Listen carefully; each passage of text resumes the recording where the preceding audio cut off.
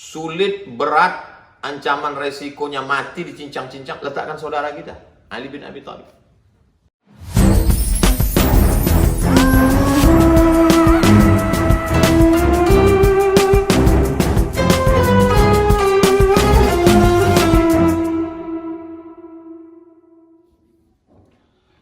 Bismillahirrahmanirrahim. Assalamualaikum warahmatullahi wabarakatuh. Alhamdulillah wassalatu wassalamu ala Rasulillah wa ala alihi wa sahbihi wa man tabi'ahu wa mawalah. Subhanaka la ilma lana illa ma 'allamtana innaka antal alimul hakim. Rabbi shrah li sadri wa yassir li amri wa hlul 'uqdatam min lisani yafqahu qawli. Yang saya hormati Al-Mukarram, Al-Ustaz, guru kita semua, Dr. Mashhuril Khamis, beserta seluruh pengurus Al-Jamiatul Wasliyah. Tak dapat saya sebutkan satu persatu seluruh jamaah yang mengikuti program kita pada kesempatan kali ini. Insya Allah semuanya dimuliakan Allah Subhanahu wa Ta'ala. Pada momen 1 Muharram ada 5 poin yang dapat kita petik sebagai pelajaran, la ala sabil tahdid, bukan sebagai batasan tapi sebagai i'tibar saja. Yang pertama, bahwa yang diambil momen hijrah ketika Sayyidina Abu Musa al-Ash'ari berkirim surat kepada Sayyidina Umar ibn al-Khattab karena beliau mendapatkan surat dari Romawi yang punya kalender. Maka Umar bin Khattab bermusyawarah, masing-masing mengemukakan pendapatnya. Yang satu mengatakan, bagaimana kalau kalender hijrah ini kita mulai dari lahirnya Rasulullah SAW. Ada yang berpendapat, bagaimana kalau hijrah ini dimulai dari turunnya Al-Quran. Lalu kemudian kata Sayyidina Umar, al-hijratu tufarriqu bainal haqqi wal batil. Hijrahlah yang memisahkan antara hak dan batil. Maka yang diambil adalah momen hijrah. Maka mari kita memaknai 1 Muharram adalah momen hijrah kita. Al-muhajir man hajara manahallahu an.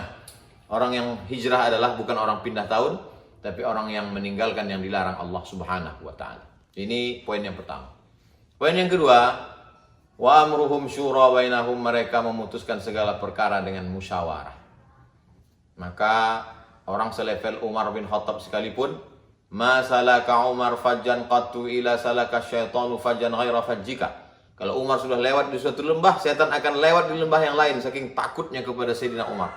Tapi Umar tidak memutuskan 1 Muharram itu dengan kata-kata dia, aku Umar bin Khattab Amirul Mukminin menetapkan ini momen tahun namanya hijrah. Tidak. Tapi dia tetap wa amruhum syura bainahum wa syawirhum fil amri. Sayyidina wa maulana sayyidul awwalin wal akhirin, sayyidus thaqalain al jin wal ins. Nabi SAW pun disuruh Allah bermusyawarah. Maka kita pun juga memutuskan segala perkara kita dengan cara bermusyawarah.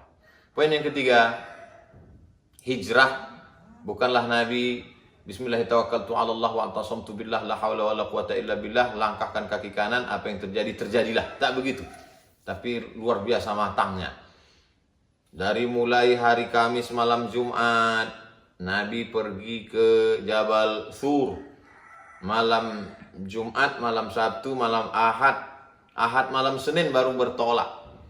Lalu kemudian selama berada di Jabal Thur ditemani oleh Abu Bakar Siddiq, yang tidur di tempat tidur Nabi untuk mengecoh kafir musyrik. Maka Sayyidina Ali bin Abi Thalib yang mengantarkan makanan ke atas Sayyidatuna Asma binti Abi Bakar, yang membawa berita Abdullah. Lalu kemudian ada yang pura-pura mengembala kambing di bawah untuk mengawasi, memata-matai Amir bin Fuhairah, yang menjadi guide penunjuk jalan. Padahal bisa saja Nabi minta, ya Jibril turunkan tunjukkan jalan. Allah bisa saja inna ma'amruhu idza arada syai'an ayyakula lahu kun fayakun. Tapi waktu itu dipakai ada penunjuk jalan non muslim namanya Abdullah bin Uraiqid. Ini menunjukkan bahwa hijrah mesti dengan strategi. Al-haqqu bila nizam yaghlibuhul batil bin nizam. Kebenaran yang tidak dimanage dengan sistem yang baik akan dikalahkan oleh kebatilan yang diatur dengan sistem manajemen manajerial yang baik. Maka kita juga tidak cukup hanya sekedar nostalgia masa lalu. Kita mesti menatap masa depannya dengan manajemen manajerial yang baik. Kalau tidak, hancur kita ke depan. Belajar dari momen hijrah. Poin yang keempat adalah menempatkan orang sesuai dengan tempatnya. sulit, berat, ancaman resikonya mati dicincang-cincang, letakkan saudara kita, Ali bin Abi Thalib. Menemani ke atas sahabat dekat. Semua sudah ada. Kullun ya'malu ala syakilati. Semua sesuai dengan skill kemampuannya masing-masing. Maka kalau tempatkan ini, insya Allah selamat. Kalau mau menempatkan yang paling berat, paling sulit, resikonya mati, itu saudara. Tapi kalau hanya menemani, itu sahabat, kawan. Jangan dibalik. Yang sulit-sulit kasih ke kawan, yang ringan-ringan kasih ke saudara. Ini tak betul. Maka pelajaran hijrah ini juga luar biasa. Dan Nabi tidak disambut dengan tola al-badru alaina di kota Madinah itu, di Quba di Madinah itu tanpa sebab. Itu sudah persiapan matang 2 tahun 3 tahun sebelumnya. Pada haji, musim haji, datanglah nuqaba, utusan-utusan orang-orang penting dari kota Madinah untuk mempersiapkan. Nah, ini semua the right man and the right place. Orang yang tepat di tempat yang tepat. Menempatkan orang di tempat yang tepat. Momen yang terakhir adalah setelah Nabi hijrah, sampailah dia 8 hari 8 malam, berangkat hari Senin sampai hari Senin, lahir hari Senin, meninggal hari Senin, berangkat hari Senin, sampai pun hari Senin, malam Selasa, malam Rabu, malam Kamis, malam Jumat, berdiri satu masjid, Masjid Quba. Hari Jumat bertolak dia dari Quba menuju kota Madinah, yang pertama dibangun juga masjid. Yang ditinggalkan Masjidil Haram, diganti dengan 2 masjid, Masjid Quba dan Masjid Nabawi. Bagaimana kita memperbanyak masjid? Masjid bukan sebagai tempat ritual ibadah, masjid sebagai lembaga pendidikan. Al-Jamiatul Wasliyah konsen di bidang pendidikan. Mari kita perbanyak tempat-tempat manusia bersimpuh sujud kepada Allah dengan melunakkan hatinya. Saya masih teringat ketika bertemu dengan Syekh Muwaffaq Mursyid Tariqat Syaziliyah dari Suriah yang lari ke Turki mendapatkan suaka politik. Dia bercerita tentang gurunya Syekh Badruddin Al-Hasani. Kata dia, Syekh kami berpesan dan dia bisa melawan sekularisme dengan mendirikan 5.000 sekolah. 5,000 madrasah. Maka pesan dia, hai Abdul Somad, waktu itu saya bersama Ustadz Zulhendri Rais di kamar hotel, bertiga kami. Kalian, kata dia, dirikan sekolah. Al-Jamiatul Wasliyah akan tetap jaya kalau kita kembali kepada prinsip yang dijalankan oleh tuan-tuan guru kita dulu, Syekh Muhammad Arsyad Thalib Lubis, Syekh Ismail Banda, Syekh Abdurrahman Syihab, Syekh Muhammad Yunus, yaitu memperbanyak lembaga pendidikan. Kita cerdaskan umat ini. Kita perbanyak lembaga tahfiz Quran. Kita kembalikan lagi membaca kitab kuning macam dulu kita membaca Matan Al-Ajurumiyah, membaca Al-Kawakibud Duriyah Al-Imriti, membaca Alfiyah Ibn Malik.